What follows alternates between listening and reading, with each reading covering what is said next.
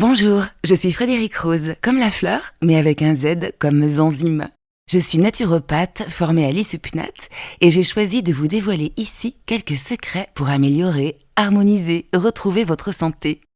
Chaque mois, vous pourrez découvrir en quelques minutes les merveilleuses ressources de vos intestins et de votre pouvoir d'auto-guérison pour rebooster votre vitalité.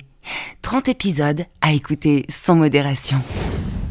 Aujourd'hui, Amical Mon Ventre vous propose de sauter dans le grand bain. H2O, un chiffre et deux lettres, source de toute vie sur la planète bleue, constituée à 70% d'eau, exactement comme notre corps. Allez, on mouille sa chemise et on découvre comment l'eau est essentielle à notre santé. L'eau que l'on boit ou l'eau de notre corps? Plouf plouf, commençons par le voyage intérieur. Environ 70%, c'est donc bien le constituant principal de notre organisme. 45 litres pour 70 kilos, les variations étant liées à la corpulence et à l'âge, car plus les tissus vieillissent, plus ils se déshydratent. Dans notre corps, sa concentration varie d'un organe à l'autre, de 1% dans l'ivoire de nos dents à 90% dans notre plasma sanguin. Les organes les plus aquatiques, dirons-nous, sont le cœur et le cerveau. Mais la plus grande quantité d'eau se trouve à l'intérieur des cellules. Une autre partie occupe l'espace extracellulaire, réserve de nos cellules et de nos vaisseaux sanguins. Le reste est contenu dans le sang et la lymphe et circule en permanence dans notre corps. Notre super agent H2O a de nombreuses missions. Il participe à de nombreuses réactions chimiques. Il maintient le volume de sang dans notre corps. Il assure le transit de substances dissoutes indispensables aux cellules. Il permet l'élimination de nos déchets. Il aide au maintien constant de la température du corps. Il facilite la circulation et la digestion de notre alimentation. Pour éviter une rétention excessive de liquide, le corps ne stocke pas l'eau. Il l'élimine en permanence par nos émonctoires. Vous savez, nos portes de sortie, sous forme d'urine, de transpiration, mais aussi de buée quand nous expirons. Pour maintenir une hydratation équilibrée, notre cerveau nous alerte par la sensation de soif, qui nous indique qu'il est plus que temps de refaire le plein en buvant ou en mangeant des aliments riches en eau, comme les végétaux. Voilà pourquoi nous avons besoin d'eau, tout simplement pour survivre. Oui, mais alors, quelle eau? Celle du robinet? L'eau minérale, l'eau de source, l'eau filtrée? On peut vite se noyer parmi tous ces choix.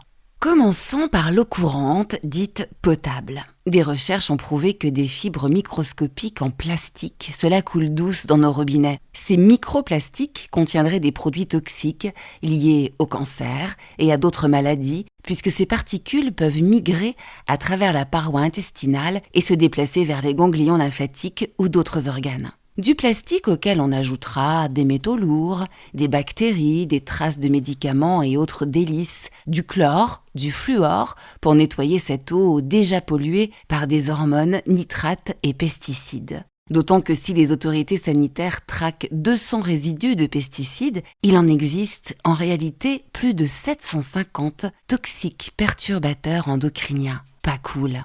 Regardons maintenant du côté des eaux minérales, qui contiennent ces précieux minéraux dont notre corps a besoin. Dans leur parcours naturel, au contact des sols et des roches, elles se chargent en sels minéraux et oligo-éléments, à l'abri de toute pollution. Pour savoir si une eau est peu ou fortement minéralisée, il suffit de regarder son résidu sec.